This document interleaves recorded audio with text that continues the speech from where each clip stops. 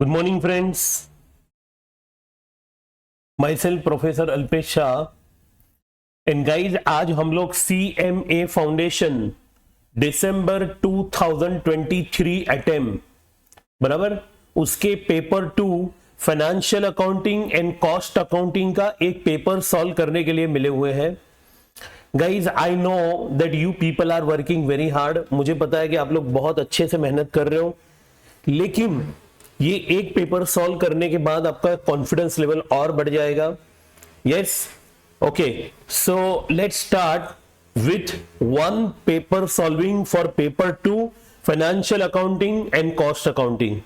Yes guys, okay, चलिए देखिए एक बात है, even though your exam is a MCQ based exam, लेकिन आपको कोई भी चैप्टर जो है वो चैप्टर का आपको थियरी भी पढ़ना है और वही चैप्टर का आपको प्रैक्टिकल क्वेश्चन भी सॉल्व करना है, क्योंकि आपके जो MCQ है वो खाली और खाली थियरी बेस्ड ही होने वाले ऐसा नहीं है। आपके जो भी MCQ है वो थियरी प्लस प्रैक्टिकल बेस्ड होने वाले हैं। ठीक है, ओके, चलिए तो let's solve foundation CMA foundation financial accounting and cost accounting paper. जैसे कि आपको पता है कि आपका पेपर जो है वो 100 मार्क्स का है और 50 MCQ है, तो एक MCQ 2 मार्क का है। अगर मार्क आएगा तो बेटा 2 मार्क आएगा, तो जाएगा तो भी 2 जाएगा। That is why please take care. Let's start. Trade discount is allowed at the time of sale of goods. Trade discount, देखिए दो टाइप का डिस्काउंट होता है, एक ट्रेड डिस्काउंट और एक कैश डिस्काउंट। हम क्या करते हैं, ट्रेड डिस्काउंट अकाउंट की बुक में नहीं दिखाते, राइट, और कैश डिस्काउंट दिखाते। Trade discount is never to be recorded in the books of account and cash discount is always to be recorded. तो is to be recorded in the sale book, recorded in the cash book, is not recorded in the books of account. Yes, your option is not to be recorded, C. Trade discount is never to be recorded. बराबर, ये कभी record नहीं होता है। ठीक है, चलिए। A debit note issued to a creditor for the goods return is to be recorded in। देखिए जब हम सब्सिडरी बुक बनाते हैं आप लोग, तो सब्सिडरी बुक में बेटा क्रेडिट बुक जो है उसमें 4 बुक है, purchase, sale, purchase return, sales return. Purchase book का सोर्स ऑफ डॉक्यूमेंट क्या है, इनवॉइस, इनवर्ड इनवॉइस। सेल्स का क्या है, आउटवर्ड इनवॉइस। परचेज रिटर्न का क्या है, डेबिट नोट। और क्या लिखा है, debit note issued to creditor. हम हमारे क्रेडिटर को क्या इश्यू करें, डेबिट नोट इश्यू कर रहे। हम डेबिट नोट इश्यू करें, जब भी हमने परचेज किया था तो हमने एंट्री क्या किया था, purchase account debit to creditor account. बराबर, ओके, तो क्रेडिटर को आपने क्रेडिट किया था, नाउ आप अपने क्रेडिटर को डेबिट कर रहे हो। That is why it is called the debit note. और वो किसके लिए होता है, परचेज रिटर्न के लिए होता है। बराबर, it's to be recorded in the purchase return book. Yes, okay, next, the determination of expenses of an accounting period is based on the concept of. देखिए determination of expense of an accounting period, कोई भी एक particular accounting period है, वो एक accounting period का हमें expenses को डिटरमाइन करना है। देखिए कोई भी एक पर्टिकुलर पीरियड है, उसका एक्सपेंस और इनकम, उसको आप क्या करते हो, मैच करते हो, तब जाके आपको क्या मिलता है, तब जाके आपको प्रॉफिट या लॉस मिलता है। ओके, तो this is called as a guys periodicity concept. इसे हम क्या कहते हैं, इसे कहते हैं periodicity concept, right. Okay, periodicity concept के अनुसार आप कोई भी पर्टिकुलर ईयर का एक्सपेंस और इनकम उसको मैच कर सकते हो। बराबर, कोई भी चीज, मतलब के 2015 का एक्सपेंस को 2015 के इनकम के साथ मैच करना होता है, राइट। ओके, तो it is based on the periodicity concept. Decrease in the amount of creditor. देखिए क्या लिखा है कि क्रेडिटर आपका जो कम हो रहा है तो उसका रिजल्ट क्या आएगा, decrease in the amount of creditor. आपके क्रेडिटर कब कम होते हैं, जब आप क्रेडिटर को क्या करते हो, पेमेंट करते हो। बराबर, तो मैं इधर एक एंट्री लिख रहा हूं, क्रेडिटर को जब हम पेमेंट करेंगे तो what is the entry, creditor account debit to cash account. Yes guys, cash और bank, right. Creditors account debit, आपने क्रेडिटर को क्या किया, डेबिट किया, कैश क्रेडिट हो गया, राइट। तो जब आपके क्रेडिटर कम होते तो उसका रिजल्ट क्या आता है, क्या असेट इंक्रीज होता है, नो। क्या कैश इंक्रीज होता है, नो, उल्टा कैश कम होता है। डिक्रीज इन कैश और no change in asset, yes it is decrease in cash. आपका कैश क्या होता है, डिक्रीज होता है, yes decrease in cash. Yes guys, चलिए सब्सक्रिप्शन, क्योंकि आप जब क्रेडिटर को पेड करते हो तो पैसा क्या होता है, जा रहा है, right guys. Yes, okay, subscription received in advance to be shown in. बेटा जब सब्सक्रिप्शन आपको एडवांस में मिला है, जैसे कि आउटस्टैंडिंग सब्सक्रिप्शन होता है, मतलब हमें मेंबरों से लेना बाकी है, बराबर है, सब्सक्रिप्शन टू बी रिसीवेबल, तो वो हमारी बैलेंस शीट असेट में जाता है। तो आपका pre received subscription, advance subscription कहां जाएगा? Liability side of the balance sheet. Yes, other option भी चेक कर लो, asset side, income and expenditure, journal, no. Subscription received in advance is always to be recorded in the liability side of the balance sheet. Which of the following is an accounting equation? इसमें से कौन सा एक accounting equation है? देखिए accounting equation कैसे बनता है, आपने एफआईजीसी में सीखा है कि asset minus liability is equal to capital.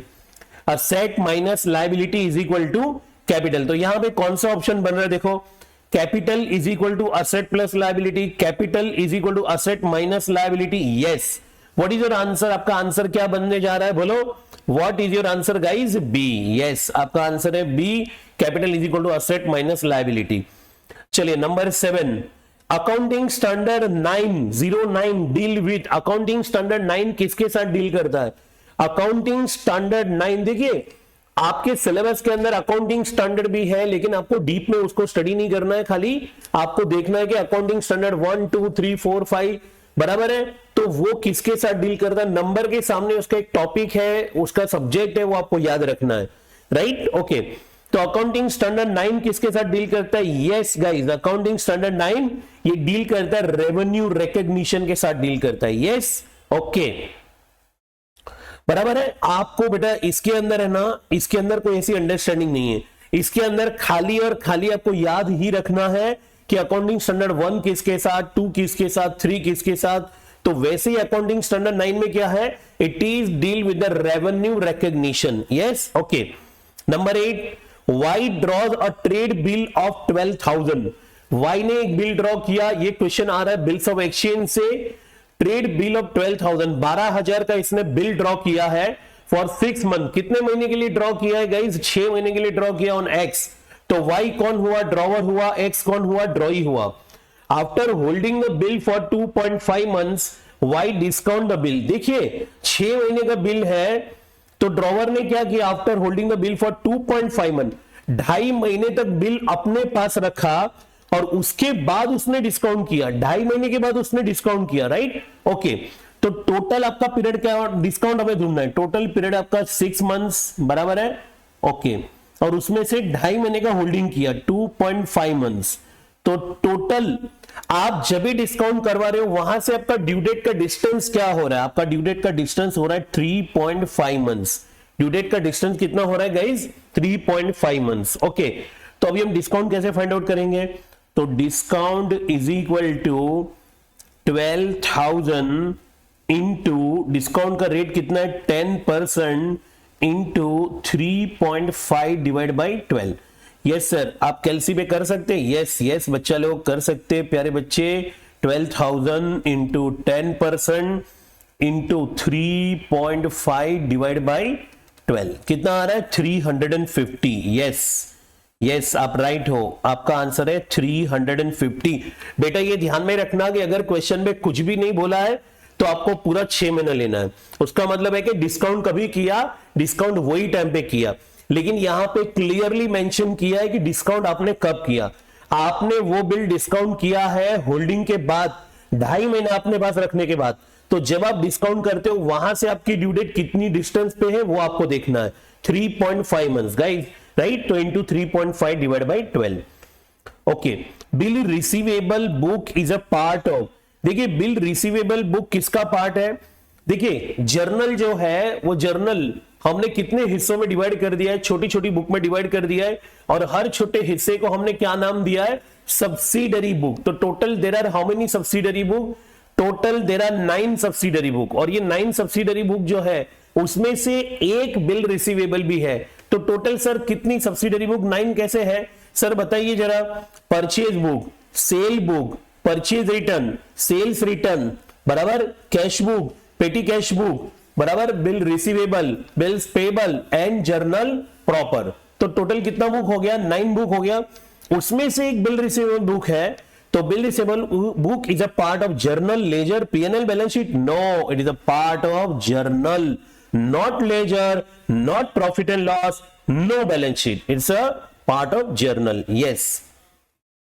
Number 10, चलिए नंबर 10 ये क्वेश्चन आ रहा है, मुझे लग रहा है कंसाइनमेंट से आ रहा है, और सवाल क्या पूछा था, amount of commission will be, commission कितना होगा। ओके चलो क्वेश्चन क्या है, x of Delhi. Sir consignment से हमें डर लग रहा है। सुनो बच्चा, सुनो सुनो यार, हमारी बात सुन लो, थोड़ा ध्यान से काम करेंगे हम। कंसाइनमेंट में दो चीज ज्यादा इंपॉर्टेंट है, एक क्लोजिंग स्टॉक फाइंड आउट करना और एक कमीशन फाइंड आउट करना।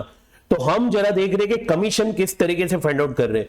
सर इसमें थोड़ा और एक कंफ्यूजन होता है कि जब कॉस्ट वाले क्वेश्चन होते हैं और इनवॉइस प्राइस वाले क्वेश्चन होते हैं, उसमें भी कोई प्रॉब्लम नहीं है। कॉस्ट और इनवॉइस प्राइस आई से कि बोथ आर इजी। देखिए कैसे, X of Delhi sent out the certain goods at cost plus 25% of cost. Guys X ने माल सेंड किया तो उसका मतलब एक्स कौन हुआ, बताओ बताओ गाइज, एक्स कौन हुआ, एक्स हुआ कंसाइनर। और एक्स किसको माल बेच रहा है, देखो सॉरी भेज रहा है, किसको भेज रहा है, एक्स शायद वाई को भेजेगा। Okay, x of Delhi send out the certain goods at cost plus 25% of cost.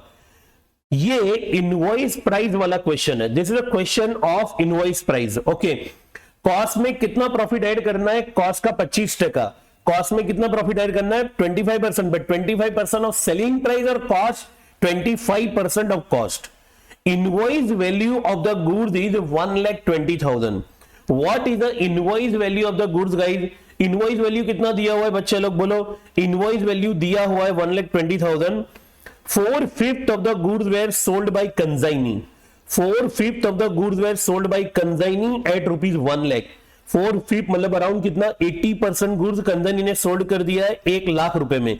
तो 1 lakh is your selling price. What is your 1 lakh guys, 1 lakh is your selling price. Okay, commission at the rate 2% up to invoice value and 10% of any surplus above the invoice amount of commission will be. Commission कितना मिलना है guys, देखो बराबर, commission at the rate 2%, commission कितना है guys 2% है। किसका 2% है, देखो 2% इनवॉइस प्राइस का 2% है, और इनवॉइस प्राइस से जितना भी आपने ऊपर में बेचा, इनवॉइस प्राइस से जितना भी आपने ऊपर बेचा है उसका कितना 10% लेना है। तो व्हाट इज अ कमीशन, चलिए वर्किंग नोट देखेंगे हम लोग। ओके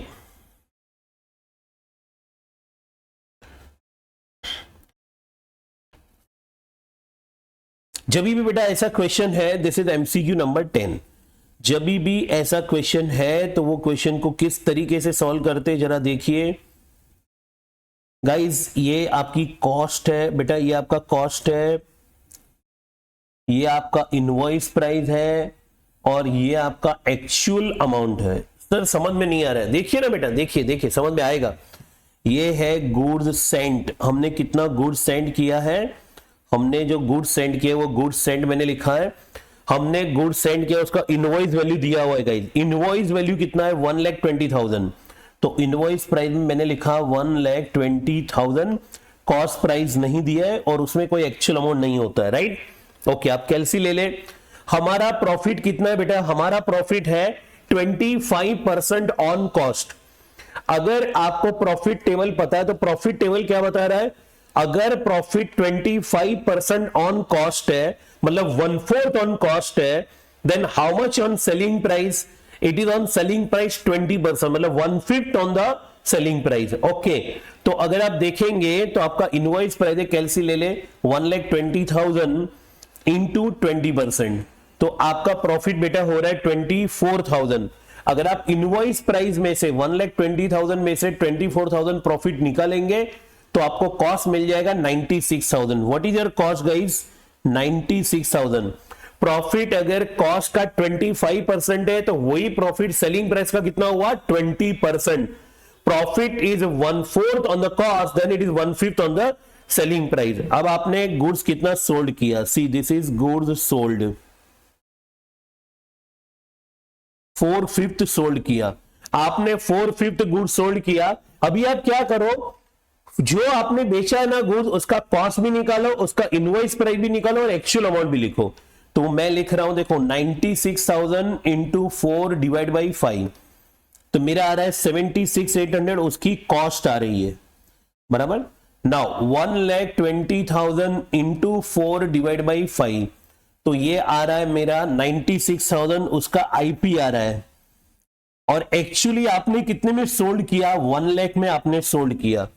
मतलब जो माल हम बेच रहे, हमारा कंजाइनी बेच रहा है, उसकी कॉस्ट है 76,800, उसकी इनवॉइस प्राइस है 96,000 और उसका एक्चुअल अमाउंट है 1 लाख रुपीज, बराबर है।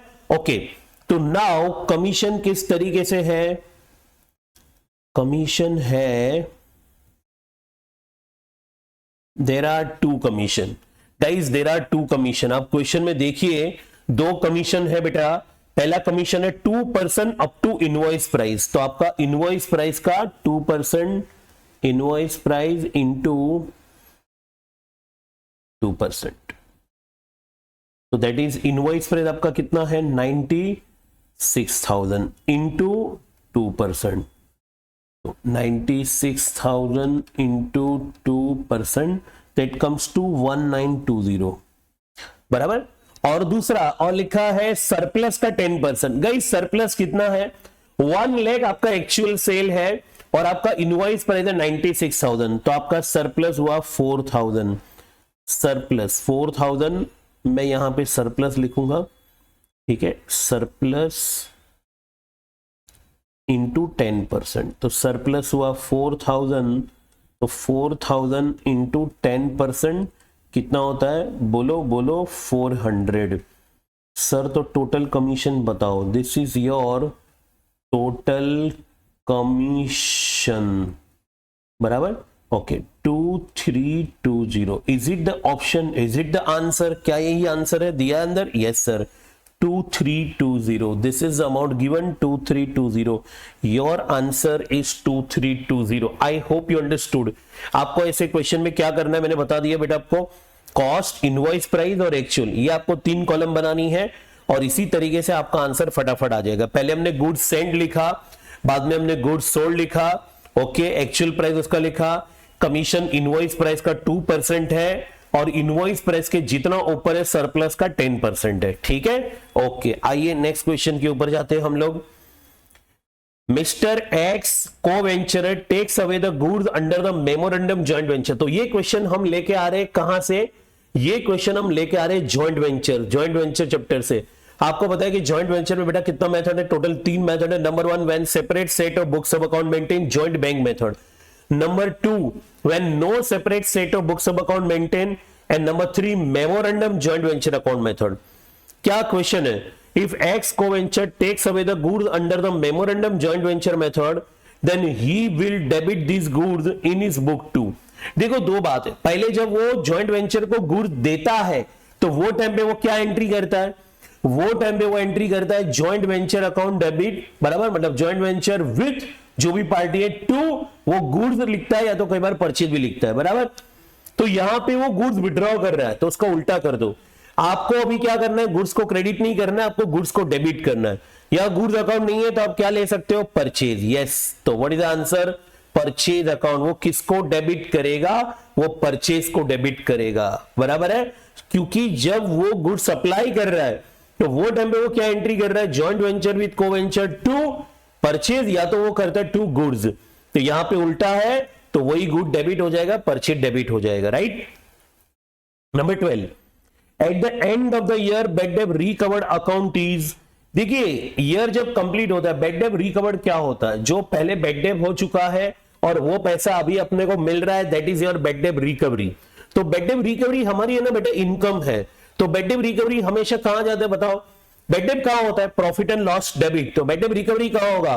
प्रॉफिट एंड लॉस क्रेडिट में, credited to profit and loss account. देखिए बेटा कुछ एमसीक्यू ऐसे है ना जो एकदम फटाफट होंगे, आपको वो हैबिट डालना ही पड़ेगा, बराबर। चंद दिन बचे हुए हमारे लिए।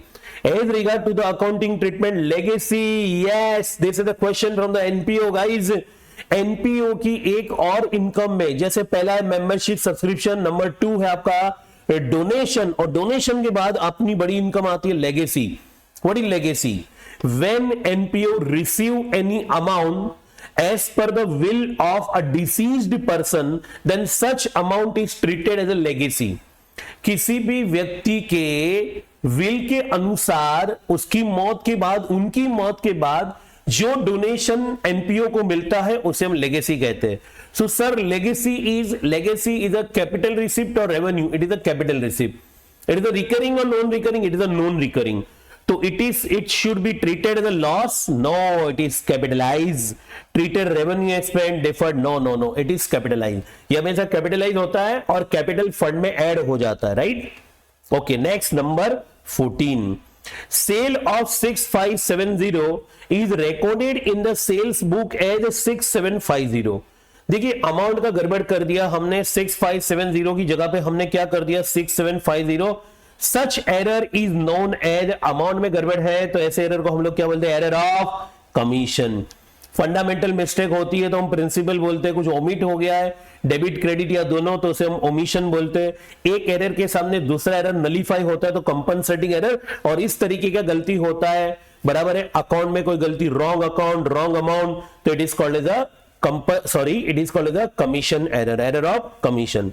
Next number 15, which of the following is a correct? इसमें से कौन सा इक्वेशन जो है वो करेक्ट है? जरा देखते हैं। What you know, देखो ये इक्वेशन जो है ना वो आपको पता है। इक्वेशन हम कैसे बनाते हैं? हमारा इक्वेशन है सर ओपनिंग स्टॉक, दिख रहा है बच्चा लोग? यस सर, दिखता है plus purchase less closing stock is equal to, आप बोलते हो कॉस्ट ऑफ गुड्स सोल्ड। बराबर ध्यान दो, opening stock plus purchase less closing stock is equal to COGS. आपको ये फॉर्मूला कहां दिख रहा है? जरा ऊपर देखो, cost of goods sold minus opening stock बराबर है, लेकिन प्लस परचेज नहीं आएगा, माइनस परचेज आएगा, मतलब ये पहला रॉन्ग है, first is wrong. Purchase plus cost of goods sold, okay, purchase plus नहीं, वो माइनस हो जाएगा।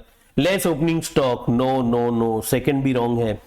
Third, cost of goods sold plus closing stock.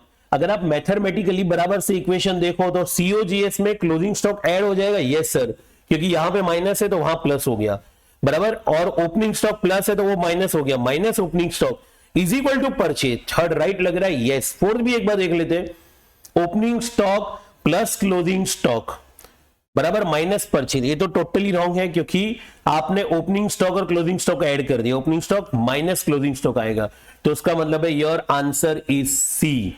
आपका आंसर कौन सा है? सी, क्योंकि सही इक्वेशन क्या है? Opening stock plus purchase less closing stock. इसमें आप जो भी प्लस माइनस कर रहे हो वो मैथमेटिकली करेक्ट होना चाहिए, और वो करेक्ट ऑप्शन है आपका option number C. Number 16, accounting does not record non financial transaction. देखिए अकाउंटिंग जो है वो नॉन फाइनेंशियल ट्रांजैक्शन रिकॉर्ड करता है कि नहीं करता है? सर वो नॉन फाइनेंशियल ट्रांजैक्शन रिकॉर्ड नहीं करता है, बराबर। तो एक कौन से कंसेप्ट ने बोला है? एंटिटी ने बोला, अक्रूवल ने बोला, कॉस्ट ने बोला? No sir, it is money measurement concept. Money measurement concept क्या बता रहा है? हम वही हर चीज रिकॉर्ड कर सकते हैं कि जो मनी में कन्वर्ट हो सकती हो, जो पैसों में कन्वर्ट हो सकता हो। जो भी पैसों में कन्वर्ट नहीं होगा वो हम रिकॉर्ड नहीं कर सकते हैं, बराबर। तो व्हाट इज अवर आंसर? हमारा आंसर है money measurement concept. Narration is given at the end of final account, trial balance, ledger account, each journal entry.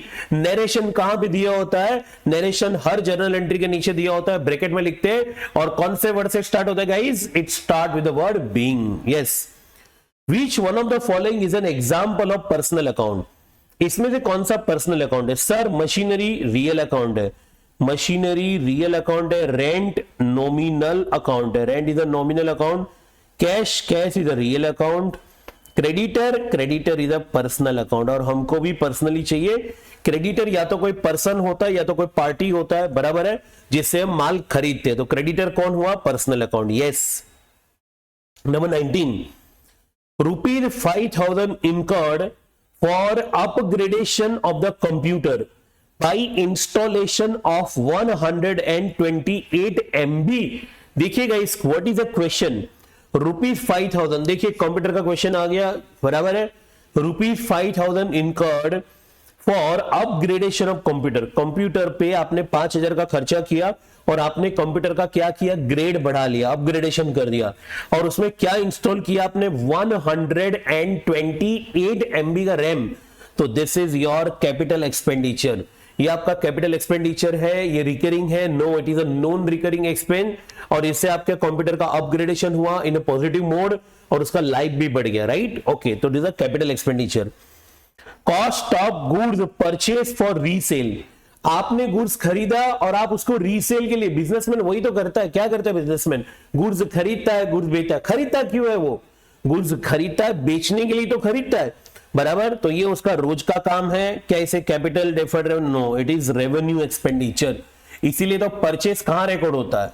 Trading account में रिकॉर्ड होता है, मतलब वही overall profit and loss account आप बोल सकते हो। तो it is the revenue expenditure, बराबर? आप कोई असेट नहीं परचेस करते हो, आप गुड्स परचेस कर रहे हो, जो रोज का आपका काम है, right? 21, insurance claim received on account of machinery damage completely by fire. Machinery है और आग लगने की वजह से पूरे तरीके से डैमेज हो चुका है और आपने इंश्योरेंस क्लेम किया और आपको इंश्योरेंस क्लेम रिसीव्ड हुआ, मतलब मिला आपको। क्या जला? मेरा सवाल है, क्या जल गया? असेट जला कि गुड जला? असेट जल गया। असेट जल गया, बराबर, और आपको इंश्योरेंस क्लेम मिला। असेट क्या है? कैपिटल एक्सपेंस है, तो उसके सामने जो इंश्योरेंस क्लेम मिल रहा है, capital receipt, it is your capital receipt. Yes, okay, चलिए चलिए चलिए next, number 22। An expenditure is capital in nature, again capital and revenue का आगे देखिए।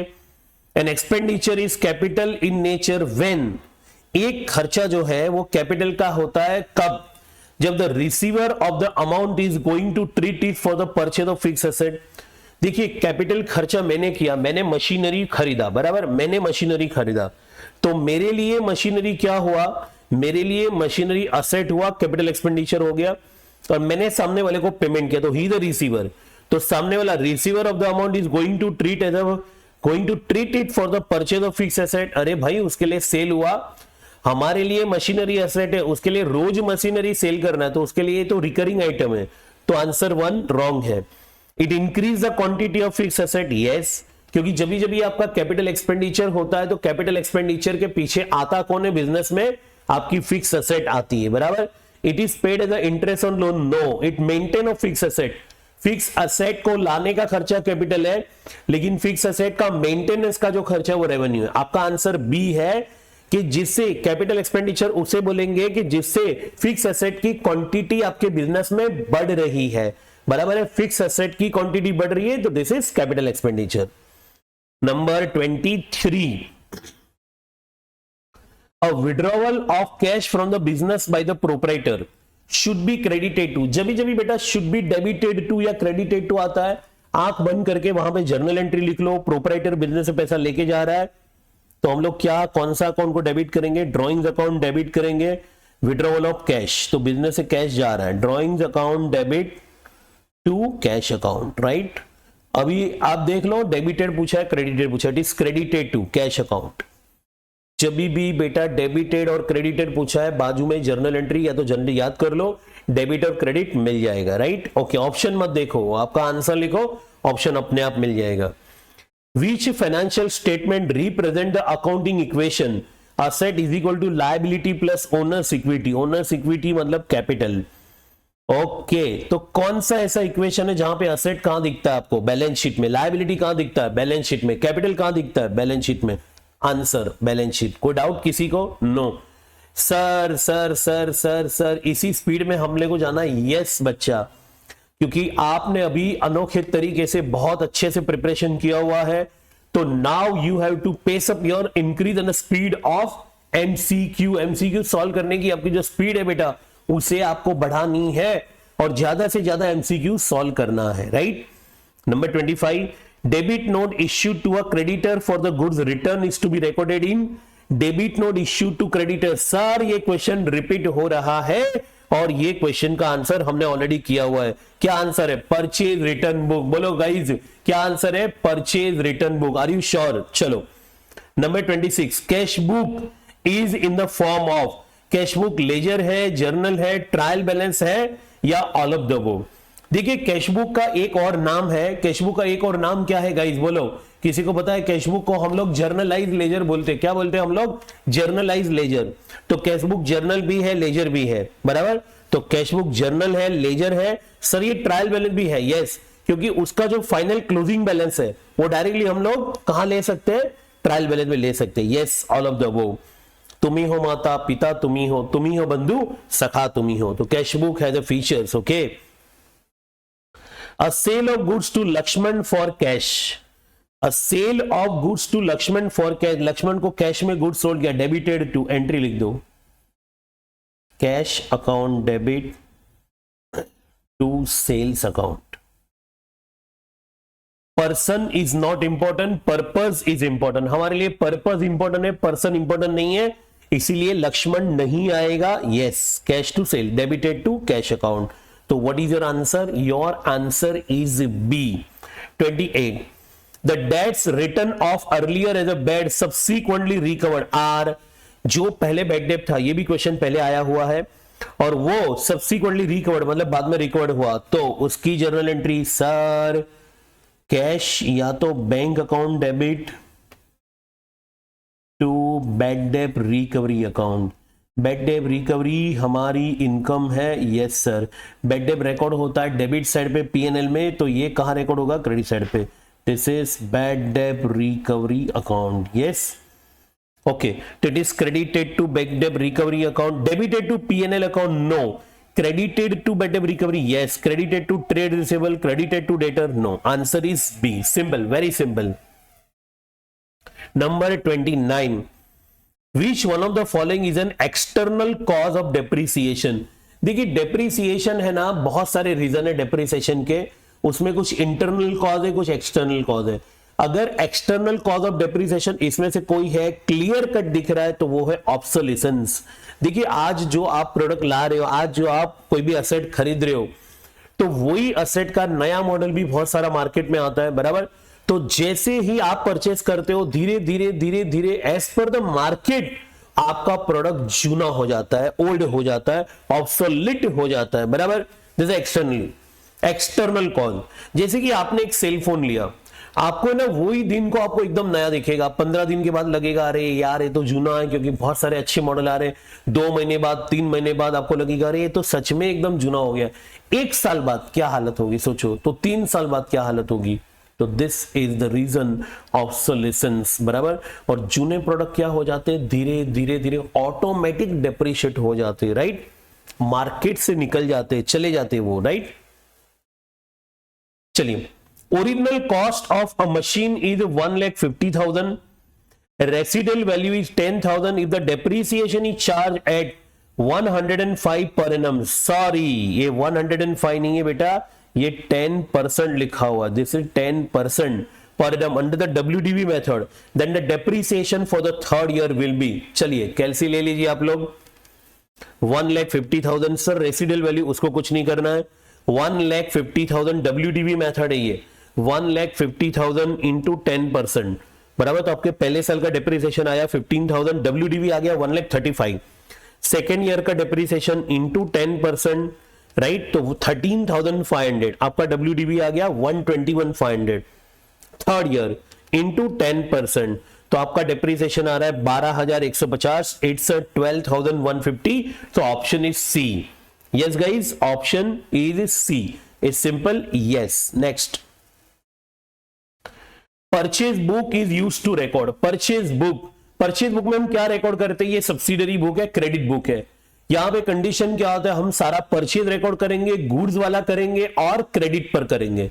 मतलब ये बुक के अंदर ये जो 4 बुक है, purchase sale, purchase return, sales return, यहां पे कितनी कंडीशन है, 2 कंडीशन है। Condition number 1, what is the condition number 1? पहला कंडीशन क्या है गाइस, पहला कंडीशन है गुड्स वाला ही ट्रांजैक्शन होना चाहिए, और दूसरा कंडीशन है कि ट्रांजैक्शन क्रेडिट पे होना चाहिए। All purchase of goods, all credit purchase of goods, yes, answer is C. All credit purchase of asset other than, no, sorry.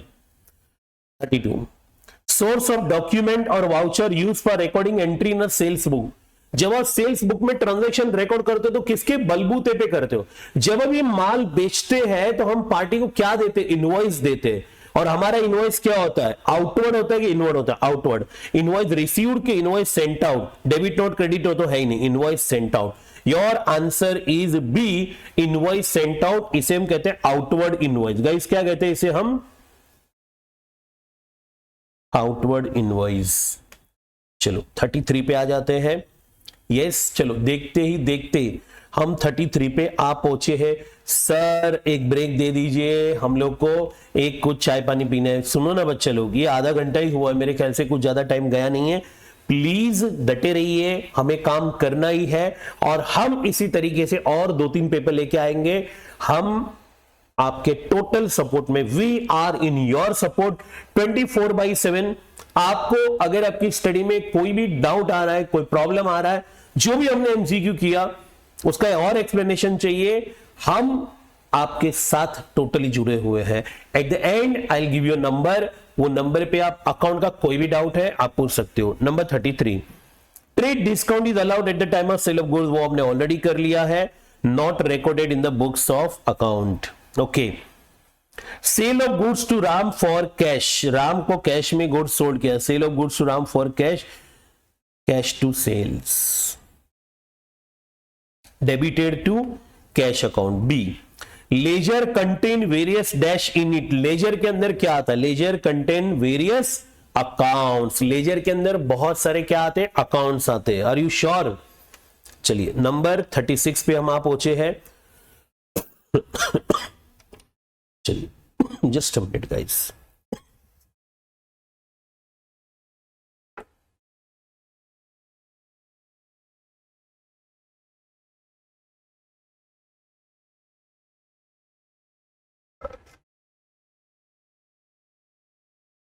चलो तो प्यारे बच्चों सुन लो, क्या क्वेश्चन आ रहा है? सर कैलकुलेशन वाला क्वेश्चन है। Purchase price of the machine is 8,90,000, freight and cartage is 7,000, installation charges 30,000, insurance charges 20,000, residual value 40,000, estimated useful life 5 years. Amount of depreciation under the straight line method will be. Now what is the question? देखिए question क्या है? Purchase price of the machine, आप calci ले लो, आप बच्चा लोग calci ले लो। Okay just a minute,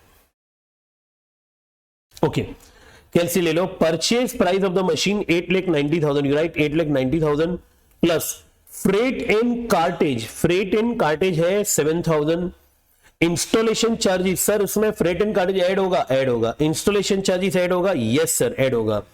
sir insurance charges add होगा, इंश्योरेंस चार्जेस ऐड नहीं होगा।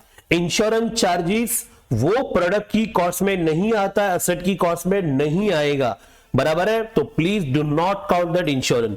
9,27,000 आ गया, रेसिडुअल वैल्यू आ रहा है 40,000 लेस 40,000, तो इट इज 8,87,000 और उसका जिंदगी कितना है? 5 साल, डिवाइड बाई 5, इट 177,400 years.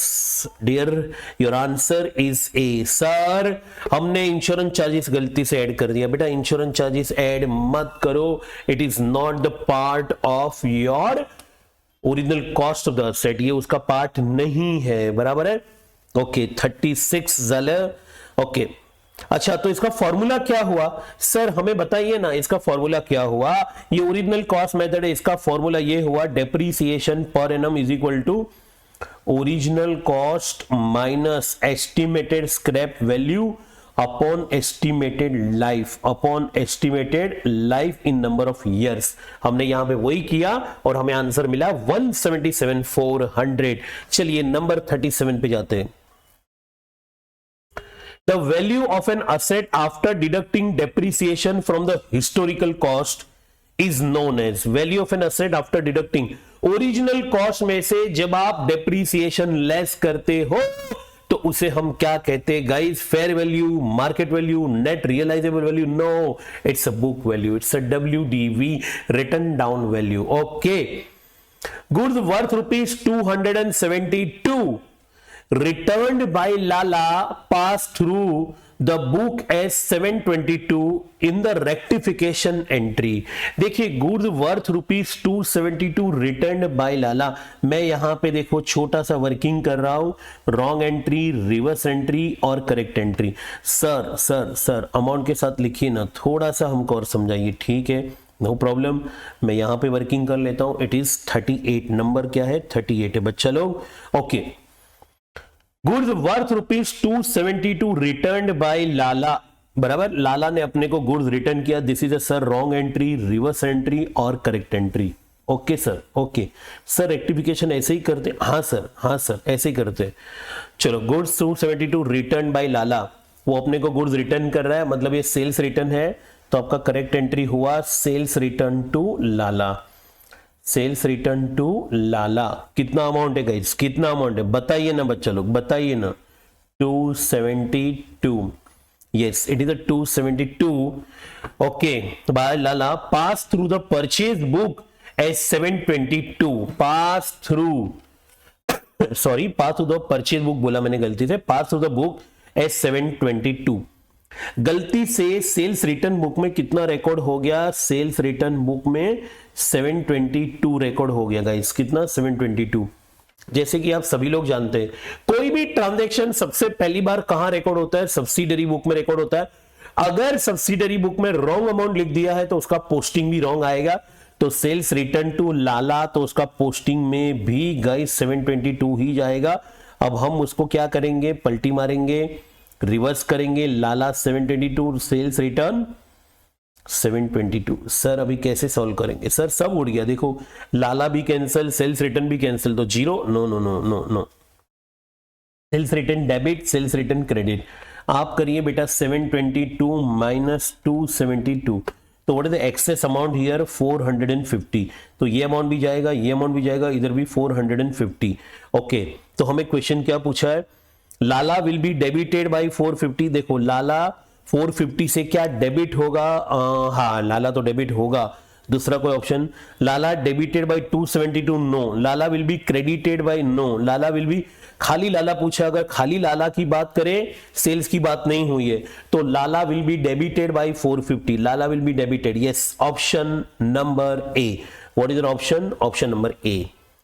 जब भी आपको रेक्टिफिकेशन का क्वेश्चन आता है बेटा, आप wrong entry, reverse entry, correct entry करो, यू आंसर मिल जाएगा आपको, यस और नो। ओके, चलिए, तो अब हम आते हैं नंबर 39 पे। कहां आ जाते हैं हम, नंबर 39 पे। चलिए, if the goods worth ₹1750 return to supplier is wrongly entered in the sales return book, देखिए एज 1570, देन देखो क्या लिखा है, if the goods worth ₹1750 return to supplier, हमने 1750 का गुड्स सप्लायर को रिटर्न किया, हमने उसको रिटर्न किया है, और हमने उसको रिटर्न किया मतलब परचेज रिटर्न है। तो मैं यहां पे लिख रहा हूं ये परचेज रिटर्न है।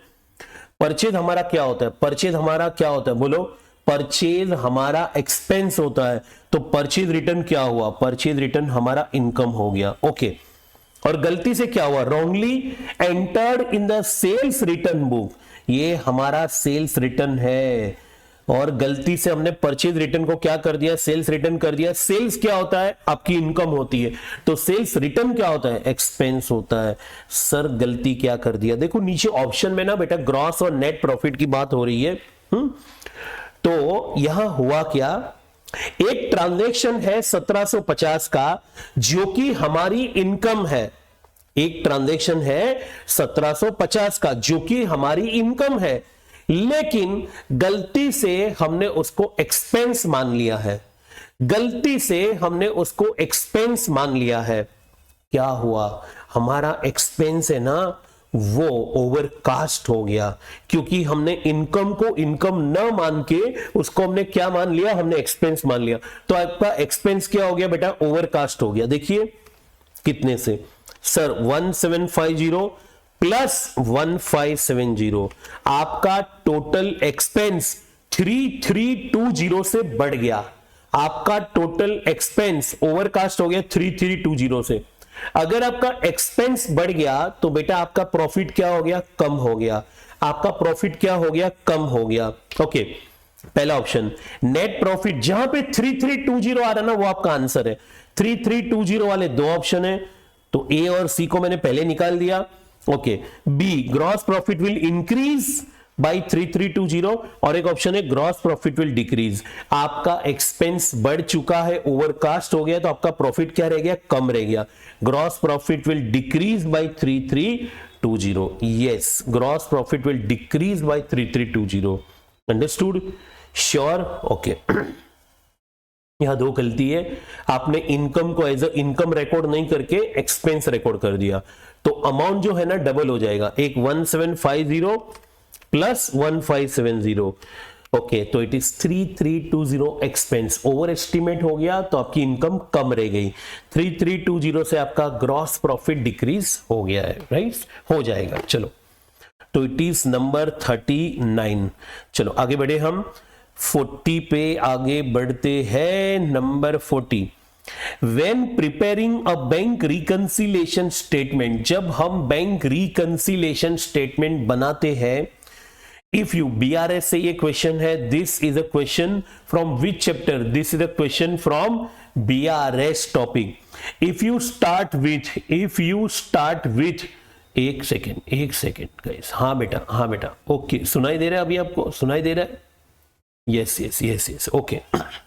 When preparing a bank reconciliation statement, if you start with debit balance as per cash book, check sent to bank but not collected should be, क्या लिखा है? बराबर है? हाँ मैडम, बहुत गर्मी हो रहा है जरा. हाँ, okay, list. When preparing a BRS, जब हम BRS स्टार्ट करते हैं, if you start with debit balance as per cash book, तो मैंने यहाँ पे छोटा सा कैश बुक बना लिया. देखो बेटा, बीआरएस में है ना, हर एक की अपनी अपनी एक आर्ट है क्रिएट करने की, वर्किंग नोट बनाने की. बराबर है? वर्किंग नोट आप कैसे भी बना सकते हो, वर्किंग नोट नहीं बना के भी बहुत लोग आंसर लाते हैं. तो ये this is your choice how you are making working note. Okay, हाँ, हम लोग इस तरीके से बनाते हैं. This is your cash book and this is your passbook. क्या हो रहा है?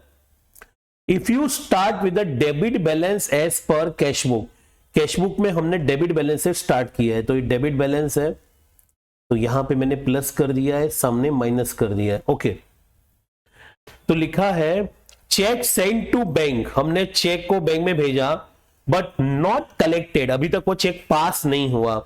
अगर ये चेक अभी तक पास नहीं हुआ, चेक बैंक में भेजा, तो आप सवाल पूछो कि बेटा ये रिसिप्ट है कि पेमेंट है? दिस इज अ रिसिप्ट और पेमेंट, तो दिस इज योर रिसिप्ट, क्योंकि ये चेक आपने डिपॉजिट किया है, रिसिप्ट है. और ये रिसिप्ट है तो कहां पे आएगा? कैश बुक के डेबिट साइड में. और ये चेक पास नहीं हुआ है, तो अभी आप ये अमाउंट को रिवर्स कर दो. एक नंबर पे रिवर्स है, मतलब कैश बुक के डेबिट साइड में है, रिवर्स आप उसके क्रेडिट साइड में कर दो. और मैंने वहां पे उसको हाईलाइट कर दिया. तो हाईलाइट जो भी किया वो कहां पे आ रहा है? वो आ रहा है नेगेटिव में आ रहा है. तो आपका ये आंसर क्या आएगा? It is should be added और डिडक्टेड. ये क्या होगा बोलो? एडेड होगा कि डिडक्टेड होगा? डिडक्टेड होगा. ये है ना बेटा, सॉल्व करने का बहुत सारे तरीके, आप जो तरीके से सॉल्व करते हो आप वो तरीके से सॉल्व करो, फिर भी आपका आंसर यही आएगा. बराबर? तो it is to be deducted. चलिए, तो ये आ रहा है, अभी कॉस्टिंग आ रहा है. Yes guys, are you all ready for costing? Sir costing थोड़ा टफ है. No, not at all. Not in foundation, it is in inter में अगर आप बोलेंगे थोड़ा टफ है, इट्स ओके.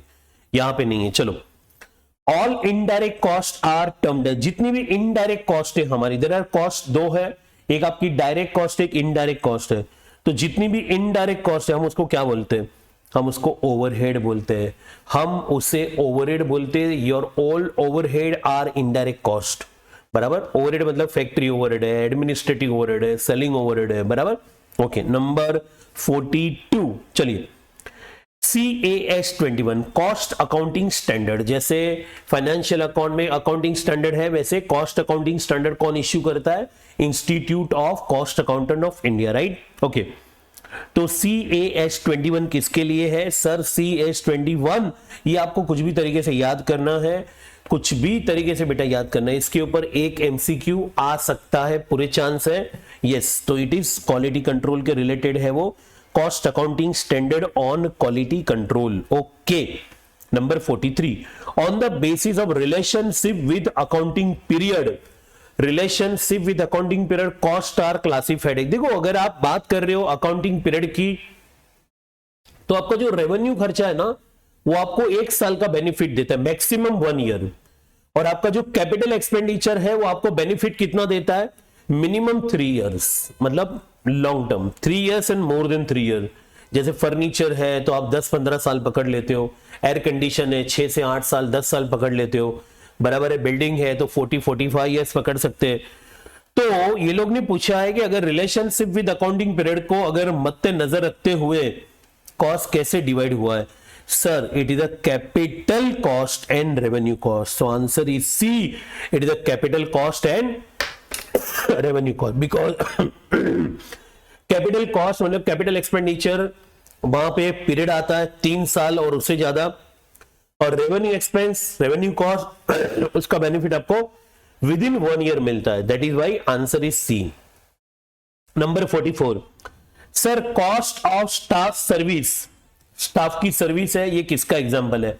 अगर आप क्लासिफिकेशन ऑफ कॉस्ट में देखेंगे तो पूरा डीप में जब आप पढ़ाई करेंगे तो आपको क्लियरली मेंशन किया है कि cost of staff service is an example of policy and manage cost. Policy and manage cost. What is your answer, guys? Your answer is B. Sir हम एकदम नजदीक पहुंच चुके हैं, हमारे 44 मतलब 88 मार्क्स का तो पेपर हो चुका है। Yes. Number 45, which of the following is not the method of costing?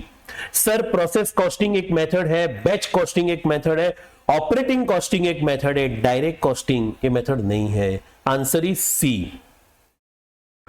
The written down value of the abandoned plant, आपको बेटा कॉस्टिंग थरो पढ़ना है, बराबर से रीड करना है, और यहां पे जो थियरी पार्ट है, इंट्रोडक्शन है, सब वो आपको line to line, page to page बराबर से पढ़ाई करो, आपको हर एक आंसर मिल जाएगा। Please read well my dear friends, please read well. Costing को बराबर से पढ़िए, और उसमें क्लासिफिकेशन ऑफ कॉस्ट को बराबर से पढ़िए, और कॉस्ट का 2-4 क्वेश्चन आप लिख के कर लीजिए तो प्रॉब्लम आपका सॉल्व हो जाएगा। Written down value of the abandoned plant, written down value of the abandoned plant, जो प्लांट अबेंडेंट है, कैंसिल हो चुका है, लेट्स इट्स सैल्वेज वैल्यू, उसकी सैल्वेज वैल्यू उसमें से जब लेस करेंगे तो वो क्या कहला जाएगा? It is your sunk cost. It is your which cost? Sunk cost. पूरा डिस्क्रिप्शन दिया हुआ है बुक में कि इंप्यूटेड कॉस्ट क्या है, संक कॉस्ट क्या है, avoidable opportunity cost. Please read the meaning well, और अगर मीनिंग पढ़ के भी कुछ समझ में बेटा नहीं आता है तो आप हमें मैसेज कर सकते हो, I will give you number at the last. Okay. Number 47, the costs are differentiated between the fixed and variable cost under the obviously marginal costing. Marginal costing जब आप नेक्स्ट ईयर इंटर में पढ़ेंगे तो marginal costing के अंदर costing को हमने 2 हिस्सों में कॉस्ट को डिवाइड किया है। One is a fix cost, another is a variable cost. बराबर? यस। ओके। फिक्स कॉस्ट और वेरिएबल कॉस्ट को बहुत अच्छे से कौन से टॉपिक में समझा? मार्जिनल कॉस्टिंग, और बहुत इंपॉर्टेंट टॉपिक है as per the inter level, right. Number 48, which of the following is a suitable cost unit for the BPO service call center? अगर आप कॉल सेंटर की बात करते हो तो वहां पे कॉस्ट का सेंटर, देखो हर एक में एक कॉस्ट सेंटर होता है, तो वो कॉस्ट सेंटर क्या आता है? Cost per item? नो, ये कॉल सेंटर है तो कॉस्ट पर आइटम नहीं आएगा, प्रोडक्ट नहीं है। कॉस्ट पर आवर भी नहीं आएगा, not based on the time. Cost per minute? No, वो भी नहीं आएगा। आपका आंसर क्या है? Cost per account handled. आपने किसने कॉल हैंडल की है, आपने कितना कॉल हैंडल किया, that is cost per account handled, right. Okay. Interest on own capital, जब आप बिजनेस में खुद को कैपिटल देते हो, बराबर, तो एक टाइप का कैसा कॉस्ट हो गया बताएं? नलीफाई कॉस्ट है, दैट इज नोशनल कॉस्ट, क्योंकि आप इंटरेस्ट ऑन ओन कैपिटल, आप खुद को इंटरेस्ट दे रहे हो, तो this is your notional cost, एक टाइप का टेम्पररी कॉस्ट हो गया। And number 50 and the last one guys, variable cost are fixed, variable cost are fixed for a period per unit. देखो फिक्स कॉस्ट जो है ना बेटा, फिक्स कॉस्ट और वेरिएबल कॉस्ट की अगर बात करें तो फिक्स कॉस्ट टोटल अमाउंट में सेम रहता है और वेरिएबल कॉस्ट पर यूनिट में सेम रहता है। वेरिएबल कॉस्ट इंक्रीज और डिक्रीज पर यूनिट में होता है और फिक्स कॉस्ट इंक्रीज और डिक्रीज टोटल अमाउंट में होता है, बराबर। तो variable cost are fixed per unit. Okay, यहां पे पेपर कंप्लीट होता है और हम बहुत जल्द एक और पेपर लेके आएंगे। गाइज प्लीज हमारे साथ रहिए, हम एक पेपर और सॉल्व करेंगे और ये पेपर में अगर आपको कोई भी डाउट्स है प्लीज शेयर करिए हमारे साथ। You can take my number, आप हमारे साथ शेयर करिए। कोई भी डाउट बेटा आ रहा है प्लीज नोट द नंबर, और ये नंबर पे आप अपना नाम पूरा लिखिए, ओके। एंड जो भी डाउट है, कोई पिक है सेंड करिए, व्हाट्सएप पे सेंड करिए। Take the number 9969440816, okay, we are always with you and we want to see you all pass in CMA Foundation। हर एक बंदा, हर एक बच्चा जो भी ये फाउंडेशन का एग्जाम दे रहा है, ऑल द बेस्ट, दिल से हम आपको ऑल द बेस्ट कहते हैं। और हर बच्चे को बेटा मेहनत करना ही है। Finally it is your hard work, it is your blessings of your parents will work and everything, so please work hard। कोई भी डाउट है आप हमें प्लीज शेयर करिए आपका डाउट्स। ये जितने भी हमने एमसीक्यू सॉल्व किए और हम 2 पेपर लेके आने वाले हैं, ओके सर हमारा एग्जाम है, तब तक कॉन्फिडेंस में रहिए। अगर कहीं भी बेटा प्रिपरेशन में कॉन्फिडेंस डाउन होता है, कुछ भी ऐसा लग रहा है, एक कॉल अवे हो आप, please call on this number, okay, and we are with you 24/7, okay। goodbye, नमस्कार, और जल्दी मिलेंगे एक और पेपर के साथ। Goodbye for now. Jai Hind, जय भारत।